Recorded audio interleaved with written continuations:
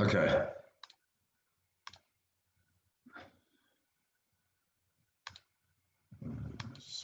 There we go. Okay. Hello, everybody. It's really lovely. Thank you for joining us tonight.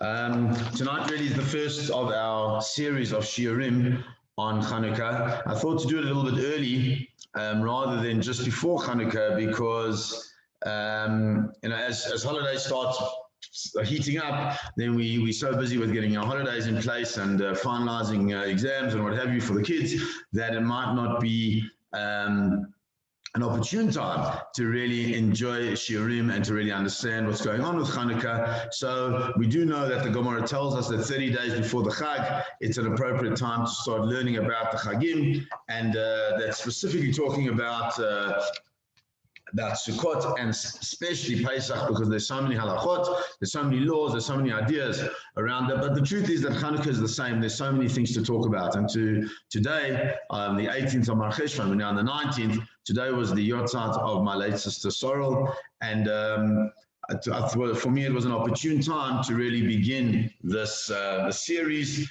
the following with this year, and for the next 3 weeks we'll have Rabbi Avtzon from Linksfield Shul, Rabbi Weinberg, who's the Rosh Kollel of the Beit Mordechai Kollel, and then also Rabbi Liebenberg, who is one of the Dayanim in Cape Town, all people who are involved in my life and in some way, and be able to bring the light of Chanukah to everybody, all in the merit of my late sister. So please God, we should enjoy the learning of Torah, and we should grow from it, and we should come out of it with something different. What's so important when we learn is that we need to see the things that we're learning not in the light of what we already have learned. Whilst we come across, especially things like Chanukah and the Chagim, very often what we have in those Chagim is a knowledge and understanding from when we were kids. We've learned about them, and then every year we just get that reinforced, which is wonderful. But perhaps we can try and look a little bit deeper. And when we look a little bit deeper, look a little bit more different, we might find some things that actually will be wonderful. But before we do anything, what I'd like to do is just share my screen with you. This picture is a picture of our Chanukah in Cape Town. And what we did is that this is our wall, and the wall of our house we built a special window in order for the lights of the Chanukah to be able to shine through, to be able for people to be able to see them, because that really is the mitzvah of Chanukah. The mitzvah of Chanukah is to publicize the miracle of Chanukah, so that the outside world, not only the inside world, but the outside world sees what that miracle is. And we do that by lighting candles, and we know that our relationship with Chanukah is so fundamentally in the lighting of our candles. But perhaps what we can do is we can start seeing Chanukah in a different light as well, and that is in the light of the eyes of Chazal, of our sages, of our great teachers. Because when we do that, then we'll see it's much more than just those 8 candles by the end of Chanukah, which are so beautiful and mean so much. But let's go through it and understand what happens. So what I'd like to do is like to use as a reference point is the Aruch Hashulchan. The Aruch Hashulchan was really one of the greatest halachists of the 18th century. He was from Novardok. He was the head of the community there, and really was the Lithuanian standard when it came to halakha. The Lithuanian standard of how to operate as a Lithuanian Jew. And for some reason, over history, there's become a move towards what we call the Mishnah Berurah, who is the Chofetz Chaim. We know him very well from his commitment to not speaking Lashon Hara. So the Chofetz Chaim and Aruch Hashulchan, Mishnah Berurah and Aruch Hashulchan are really two great poskim, two great halachic authorities that give us the things that we have. I want to move into an understanding of the Aruch Hashulchan, because he doesn't just give you the dry halakha. Very often what he does is he gives you a little bit of a background into what the halakha is all about. And tonight I'd like to look at Chanukah through the eyes of the Aruch Hashulchan, expanding it a little bit, and perhaps we're going to find some things that we never knew before. So let's start. So he says the following: B'bayit Sheni, He starts his understanding of Chanukah with the words Babayit Sheni, i.e. in the time of the second Beit HaMikdash. What was happening at the second Beit HaMikdash, he explains,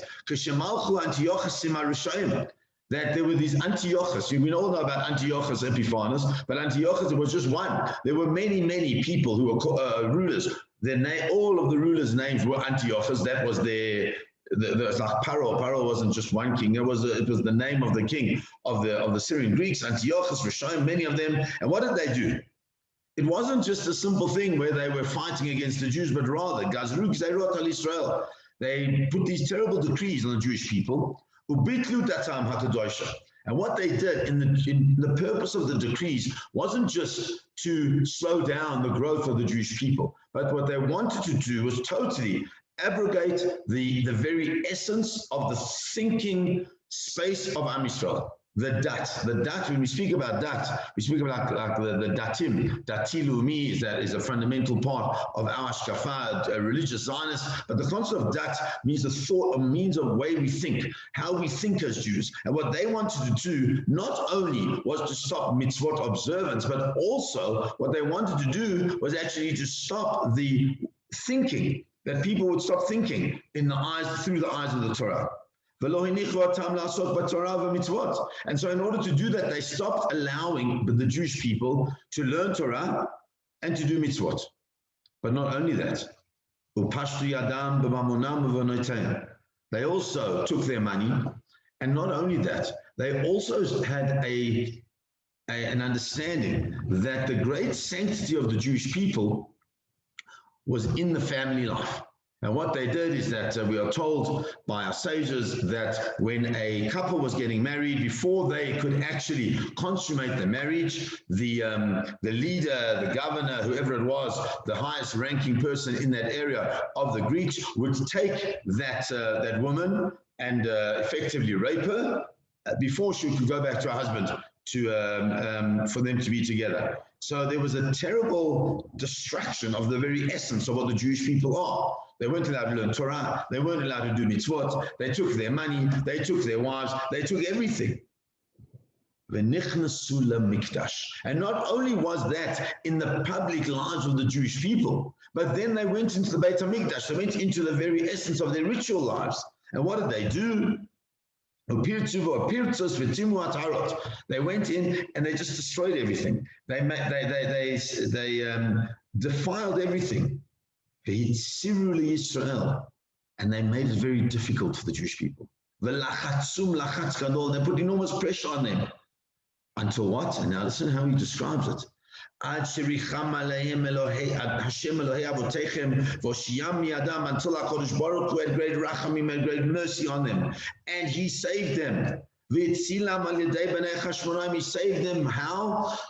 Through the means of the Chashmonaim, the children of Yehuda of Matityahu Maccabi, Hakadoshim. Who were they? They weren't just any old people. They were Kadoshim, they were holy. The Hatahorim, they were pure. HaKohanim HaGadolim, the great Kohanim HaGadolim, the great high priests, Matityahu Banav, Matityahu and his sons.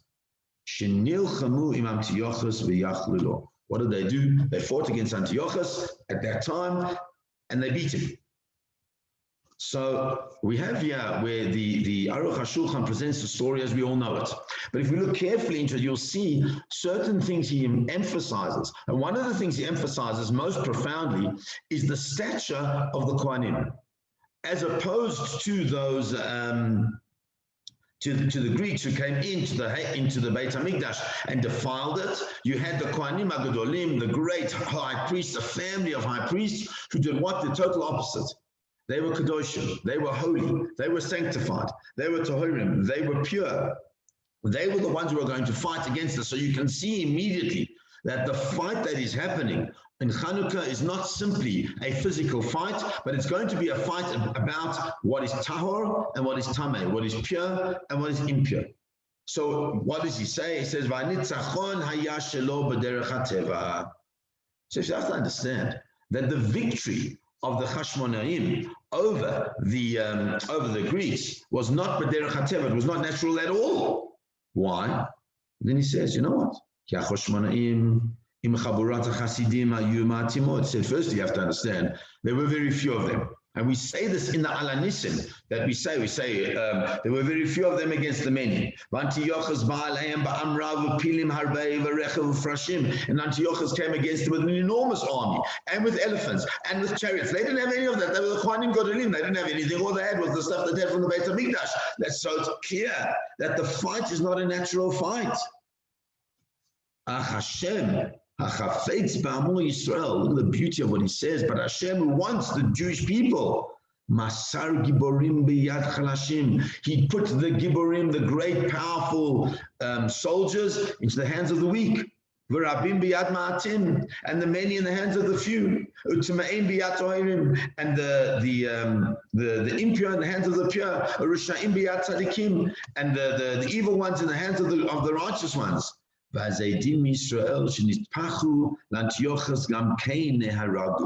something we forget about very often, points out the Aruch Hashulchan, that during the time of Chanukah, it wasn't just the Greeks that they were fighting against. There was a whole Hellenistic wave that was happening throughout the world at that time, and Am Yisrael, the Jewish people, got very caught up into that. And they fought against their brothers, the Jews, during this time against the Chashmonaim. And those who had removed themselves from the nation of Israel, even though they were still Jews, what happened to them? They were put into the hands of those who learned Torah. And when they did this, the name of Hashem was elevated and was sanctified. And the light of Torah started manifesting itself in the essence of its purity. And the name of the Jewish people, the reputation of the Jewish people, became great in the eyes of the nations of the world around it. And I suppose when I read this and I think about this, it very much smacks of the establishment of the state of Israel. And in fact, according to some opinions, and according to the way some people write, this really is the establishment of the state of Israel is very much a mirror in a way of what was happening. Because what was happening at the time there was that the land was defiled, the land is no kedusha, the land was not seen as being something important by those who were occupying it and who were ruling it. And all of a sudden, you come along the Chashmonaim, these people who are prepared to be Moser Nefesh, totally give up of themselves in order to take back the land and take back the rulership of the Jewish people. And more than that, remove those who were the impediments in the ability for Eretz Yisrael, for the land of Israel, to manifest itself in its most holy form. Those are the people that took over. Those are the people who established this new place. They become the ones who are going to be the rulers of the Jewish people. What we've seen so far is one miracle. And the miracle that we read about is the miracle of the war. And if we remember, we look in the Alanissim. Alanissim is this prayer that we add in to our davening and to the benching on Chanukah. And Alanissim speaks about the war. That's all it speaks about. It speaks about how incredible the war was. And it speaks about how much effort went into the war in order for these people to destroy the Yavanim. And what does seems to be, it's quite interesting, Rabbi Menachem Genek points out that when you look at all the contrasts that we spoke about here in the Aruch Hashulchan, that it was in the many in the hands of the few and the strong in the hands of the weak, all of those things, it's clear that many is a much more advantageous space to be in war than few, and strong is a much more advantageous space to be in war than weak. But then it speaks about the Tameim, those who are defiled in the hands of the Tohirim are the ones that are pure, and it goes to a whole bunch of other things. And we're trying to understand what is the disadvantage to be a tzaddik, to be righteous, and to be pure when you're going to war, because it seems to be that those are the things that were the negative parts of Am Yisrael, that because HaKadosh Baruch Hu was on their side, they were able to defeat the Greeks. So Menachem Genak says something so beautiful, and it's something that really is part and parcel of our war machine today, of the IDF. He says here as follows: perhaps the idea is that even in war, The reason why tzaddikim and toharim, why it mentions about these great righteous people, these great pure people that seem to be less equipped to fight because they were so righteous and what have you. It seems to be that for us, when we, Am Yisrael, go to war, there's a certain moral and ethical standard that we have to keep up. A military without ethics will destroy everything in its path, including its own civilians. A military fighting an ethical war, he says, will go out of its way to avoid unnecessary casualties. This put the army of the righteous, pure people who studied Torah at a military disadvantage. Therefore, in Al-Anisim, we thank Hashem for that aspect of the miracle of the war. When you're fighting a war with morality, as opposed to fighting a war of people who don't care about anything else but the fact that they will win, you're always at a disadvantage. And that's what we need, HaKadosh Baruch Hu, to be part of that war. And that's what we're davening for every Shabbos, at least, that everyone should be well, the IDF should be well, and all the soldiers fighting there should be safe and should be well and should not come to any harm. That's miraculous. It's miraculous that we are able to do what we do because we fight such an ethical war. Carries on the Aruch Hashulchan. Because right now, everybody knows, and we said right at the beginning of the shiur, everybody knows that Chanukah is about the lighting candles. Where are the candles? What happened to the candles? We've only spoken about the war. The Gomorrah Nasi says the end of the miracle was Haya be'esrim v'chamisha be'kislev. The end of the war happened on the 25th of Kislev.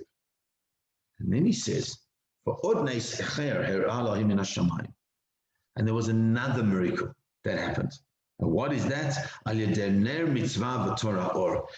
mitzvah happened.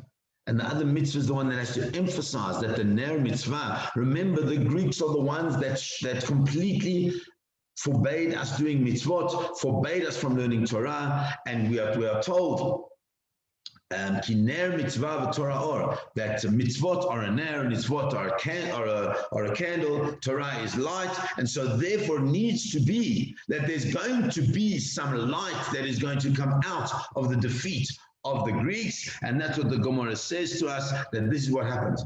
What happens is that the Greeks came in, exactly how he said, the Greeks came in and they destroyed everything, and all they found, he quotes from the Gomorrah, all they found was a pach echad shel shemen, this jar of oil that only had enough oil to last, lahadlik yom echad, naaseh bo nes. There was a miracle, says the Gomorrah. You all know this. V'idliku mimenu shmona yamim, and it lit for 8 days. The shana hacheret, for the following year, and the next year, they established these 8 days for Hallel and Hoda'ah. For Hallel is for praise, and Hoda'ah is thanks. And we need to understand a number of things here. What happened? What happened from that these days that it lasted 8 days? Why did it last 8 days? Why was it only 8 days? What's so important about 8 days? So there's a very important thing for us to remember and to understand, that we have another chag which is 8 days old, which is 8 days long, and it's a fundamental chag, and that chag is the chag of Sukkot. And the chag of Sukkot really is a chag in which we celebrate what we call the Torah Sheba'al Peh. The Torah Sheba'al Peh means the oral law, and what we do on Sukkot, we've got all these different laws of Sukkah, has two and a bit walls, and what the schach has to look like, all these different things, also the Arba Minim, the Lulav and Ezra, all these things, what they have to look like, but none of that except for the very basic reference to those things is written in the Torah itself, into the written Torah that we have. The whole of Sukkot, all the halachot that apply and how to build and do whatever we have to do, are all what we call Torah Sheba'al Peh, the oral law. Because Sukkot is the celebration of the oral law. It's the celebration of the Torah Sheba'al Peh, and that's why there's so much joy and so much simcha embedded in the very essence of Sukkot. But remember, if they are fighting a war, Chazal tell us, if they are fighting a war which they win on the 25th of Kislev, which is a month after Sukkot, it means they were fighting over Sukkot, which means that they didn't celebrate Sukkot. And all of a sudden, they win this war. And on the 25th of Kislev, they're now at rest. They're at peace. and they don't really know what to do. They need to kind of reconnect with HaKadosh Baruch Hu in the connection that they lost because they didn't have Sukkot. They didn't have that opportunity to so deeply embed themselves in the simcha of Sukkot. And so what do? They realize that this period of time now is an opportunity to kind of rekindle the simcha of Sukkot. And it just happens to be that the timing works out. It's amazing, right? The first night they light the candles of Chanukah, or the candles of the menorah, and then second, third, fourth, fifth, sixth, seventh, eighth, there's a whole 8 days, which they need those 8 days for various different reasons of ritual impurity, and because the only place that they could go and get fresh oil was a 4-day walk away, which means they could go there and then come back within 8 days. So they need these 8 days for the miracles to happen. We can't go into that too much. But those 8 days, amazingly, correspond to the 8 days of Sukkot. And they have this festival. They have this opportunity to reconnect with the light of the menorah, and the light of the menorah which had not been lit because all the oils had been totally defiled. The light had not been lit. Now all of a sudden it's lit, and the light of the menorah is the light of Torah. That's the or, that's the light, that's the ner of mitzvot. So all of a sudden they're able to, in a way, reconnect with Sukkot that they couldn't do during the Sukkot time itself. And it's 8 days. And the question they're going to have to ask themselves is this a one-off celebration of 8 days?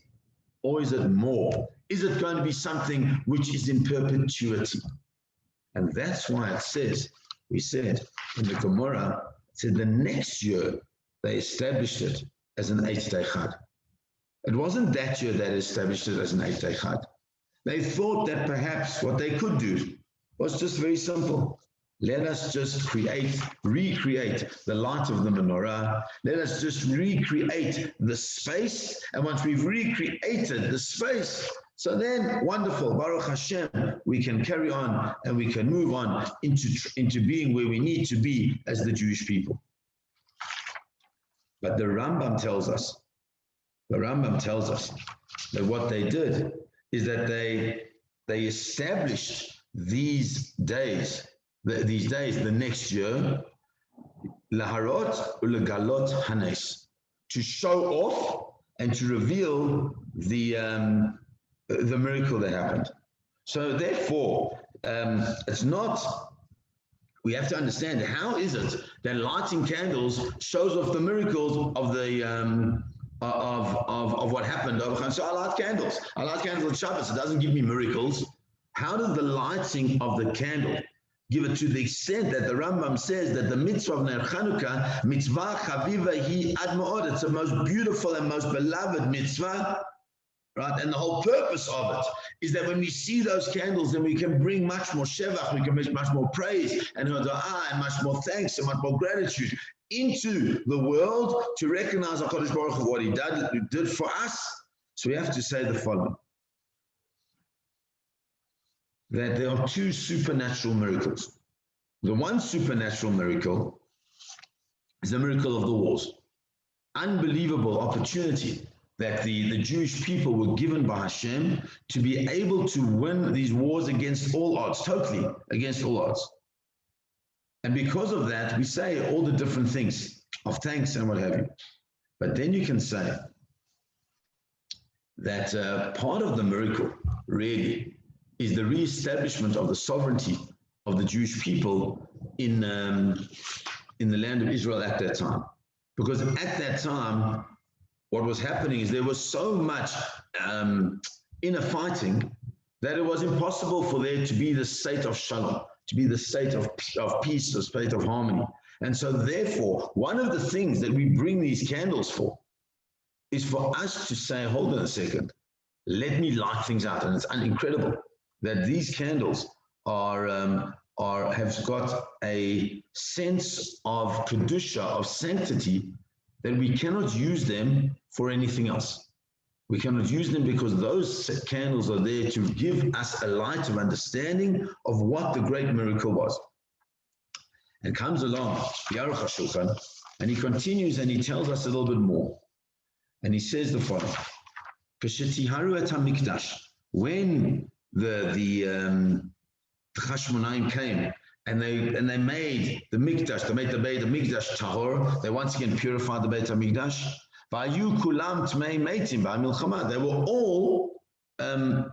They all had this tumah, this defilement, spiritual defilement of the dead because of the war. The problem is that it takes a long time for this person, so they couldn't make their own oils. So therefore, they send the oils away, as we said. But the Gomorrah wants to understand why that doesn't make it doesn't make a difference, because we know that the fact that the oil is impure doesn't impact on the light. Why do you need to have pure oil just to relight the lights? And not only that, is that we see that once they had established the lights, one of the things that they did do is that they started the korbanot again. They started all the offerings, the daily offerings, every single day. There's supposed to be 2 offerings, one in the morning and one in the afternoon. And what they did is they brought those offerings even though people were in a state of impurity. So everybody wants to try and understand, why is it that the oil has to be pure? Why is it so important that the oil has to be pure? Why is it so important they have to find this one single thing with the seal of the Kohen HaGadol? So let's try and understand a little bit about this, because if we can understand it, then perhaps we will see how important this was for the Jewish people, what they did. So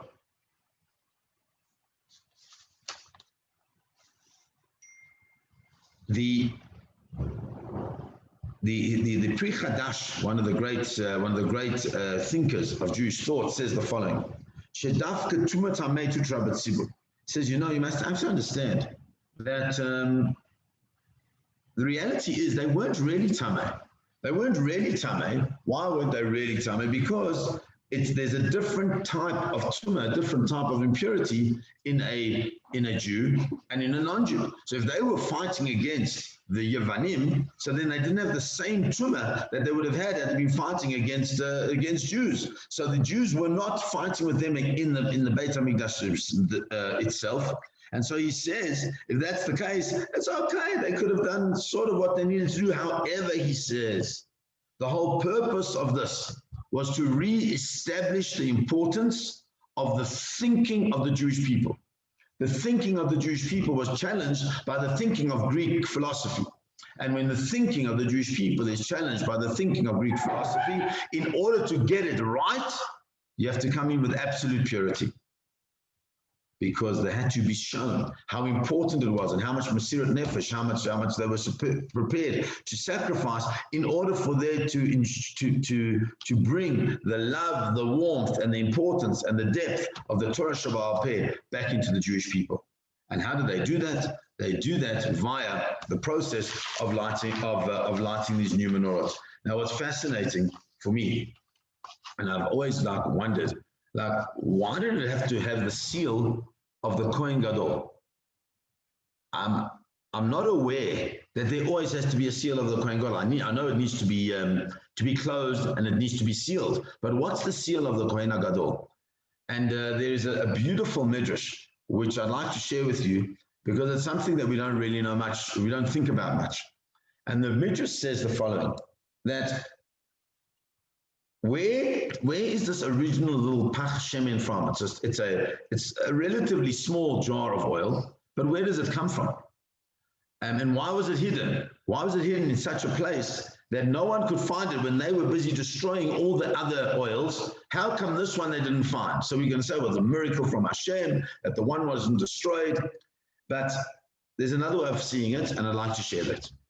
And that is as follows. If you remember that Yerushalayim, which is the place where all of this is happening, goes back all the way to Avram Avinu as a place where there was Torah. How do we know that? Because when Avram Avinu wins the war against the 4 kings, and he goes and he recaptures Lot, and he brings Lot back to Sodom, before Sodom is destroyed, What happens is the Torah tells us that the king of Sodom comes to greet him, and also somebody else comes to greet him. And who's the other person that comes to greet him? Is this person called Melchizedek Melech Shalem. Melchizedek, the king of Shalem. Who is Melchizedek Melech Shalem? So Melchizedek is a man called Aver. Who's Aver? Aver is the great-grandson of Noach, whose son Shem set up what they call the yeshiva, a yeshiva of Shem and Aver, a yeshiva where they would learn monotheism. And where was that place? That place was in Shalem. What is Shalem? Shalem is Yerushalayim, Mirakodesh. So Aver is in Shalem. He comes and he meets Avram Avinu, and it says he brought him lechem v'yaim, and he gave him bread and wine. So the Midrash wants to start unpacking a little bit of what's going on. And it says the following. Noach, we know, lands with his teva, with the ark on the Hararei Ararat, and he sends out two birds. The first one is a raven, and the second one is a yonah, is a dove. The dove goes out the first time, comes back, there's nowhere for it to go. The second time it goes out and it comes back with an olive branch. And you have to ask yourself, what happened to that olive branch? We've got no clue. This is the first thing that shows that there is a world that is dried, that allows Noach to now be able to know he's about to come out of the teva, and we never hear about it. Oh, we hear about the man that's put into the Aron HaKodesh. We hear about the luchot, even the broken ones are in the Aron HaKodesh. All the important things in our history are put in places. We don't just like throw them out. It's like, oh, nice one, throw it out. Surely he must have done something with it. So there's an idea that what he did is that he took the olive branch and he took the olives of that olive branch and he squashed them, he squeezed them into a pach shemen, into a jug of oil now, and he kept that. He kept that to remind him of the message of the dove finding dry land. And he kept it. The question is, who's he going to give that to? So he's going to give it to the most holy of his sons. And who's the holiest of his sons is Shem. And Shem gives it down to Aver, his grandson. And now Aver is now in a space where he's got this yeshiva and he's learning, and he comes across this human being called Abraham. And Abraham is the holiest man he's ever met. He has Aver who knew Noach, who survived the flood. And here he is meeting Avram Avinu, this holy, holy man, and he realizes that this is the person, not me, Aver, but this man, Avram Avinu, is the person through whom the entire world will come to recognize Hashem. And if that's the case, he's the one who must get this little Pach Hashem and this little cruse of oil in order for him to take it on forever. But before he does, the Torah refers to Melchizedek as Melech Shalem, and then it says the words, V'hu Kohen La'el Elyon. He is the Kohen of HaKadosh Baruch Hu. He's the first high priest. He's the first Kohen HaGadol. It's his seal that is on that little piece, that little jug of oil.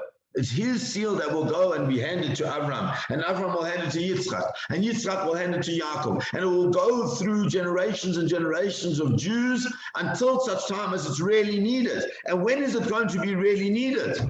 It's going to be really needed after the destruction of the first Beit HaMikdash, which was made by Shlomo HaMelech, this unbelievable space of Kedusha, of Tahara, of purity and of sanctity and beauty, like no one had ever seen before.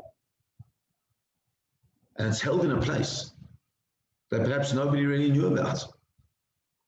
And it's hidden there, and they built the second Beit HaMikdash, but the second Beit HaMikdash initially built by Ezra and Nehemiah, it didn't have the same oomph. It didn't have the same oomph because firstly, there was a little bit of strife between the Jewish people, but more importantly, the reason we don't say Hallel on Purim is because the Gomorrah tells us, Akati Avdei Achashverosh Anan. We still slaves to Achashverosh. We still do not have our own sovereignty over the land of Israel, even though it is Achashverosh's child who goes and sends the Jews back to rebuild the Beis HaMikdash. It's not our own yet. It's only at the time of the Hashmonaim, when they beat the Greek rulers, the Antiochus and the Yavanim, that once again we are in total control of the land of Israel. And it's at that point in time we take back this oil. And we take this oil and we say, with this oil, we're going to show our control.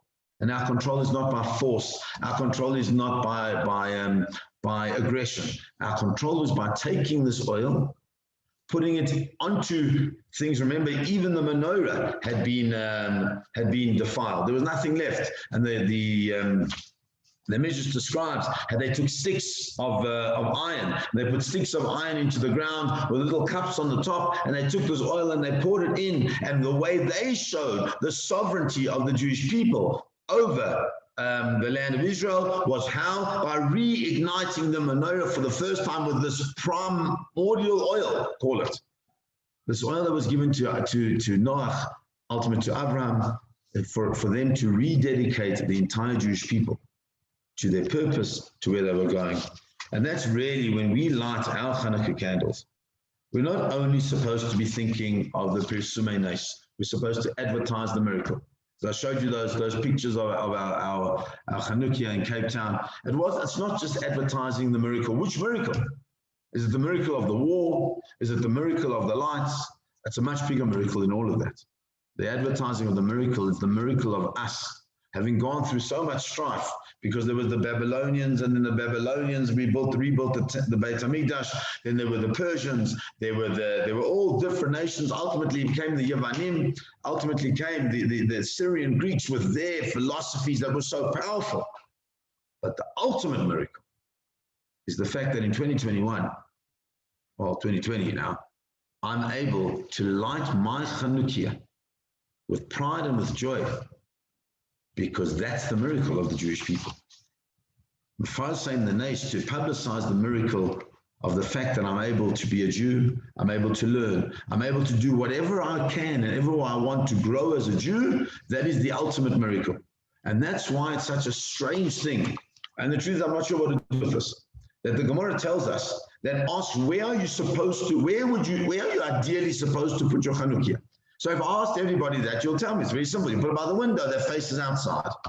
But that's not what the Gomorrah says. The Gomorrah says that the place we're supposed to put it is actually by the door on the opposite side of the door frame to the mezuzah. Outside, not inside, outside, so that everybody can see it at our door. And then our home is surrounded by mitzvot. And then says the Gomorrah, well, if you live on the upper level where you don't have a place that reaches out into the public domain, so then you can put it at your windowsill.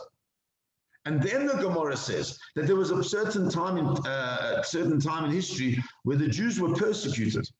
And they were persecuted because there was an avodah zarah, there was a type of idol worship, an idol worshipping holiday, where the only place you were allowed to light candles during that period of time was in the idol worshipping temple, and it always fell out at the same time as Chanukah. So now what do? You're supposed to light candles outside, but you're not allowed to light candles except in the home of the idol worshippers. So what do? So you take that Chanukah and you bring it inside out of sakana, out of fear of danger, and you light it inside. So we've got like this hybrid of both, that we take our Chanukah candles, we're not so scared, but we still light them inside. But we light them at the window so that it can shine out the beauty of that light. But perhaps we need to be able to be a little bit more, and I know we're in Joburg and in Cape Town and we're worried that things are going to get stolen, but perhaps we need to be Moisei Nefesh. We need to take a little bit more time and find a way of securing it in the wall, perhaps, like we did in Cape Town. That was much higher, so no one could touch it. But to secure it in the wall, and secure it in the wall so that the light shines out. And that light shines out and says, this is the miracle. The miracle is that Am Yisrael, that the Jewish people are still alive, are still surviving, are still able to do mitzvot, and are still wanting to do mitzvot. Mitzvat Ner Chanukah Chaviv Ma'od. The mitzvah of Ner Chanukah is so beloved by the Jewish people because it shows our tenacity, it shows our faith, and it shows that we have a relationship with HaKadosh Baruch Hu, that no matter what, He will assist us, because we are the ones who fight an ethical war. We are the ones who live an ethical life. We are the ones who are striving for greatness in everything we do. And in the same way as the fire of that Chanukah candle tries to reach higher and higher and higher, so too should we take this opportunity from Chanukah to start finding those spaces within our spiritual and physical existence to reach higher levels of commitment, higher levels of kedusha, of sanctity, and in that way we truly can be mefarseim the nes, publicizing the miracle not only for 8 days but through every day of our lives. Thank you very much, everybody, for being here, and please God, we will be able to share simchas together, be able to come together in an environment, not only online, but to come together as friends, as communities, to really to share Torah, to share simchas, and to share what it means to be Jews in the world today. God bless everybody. Have a wonderful evening. Thank you for joining.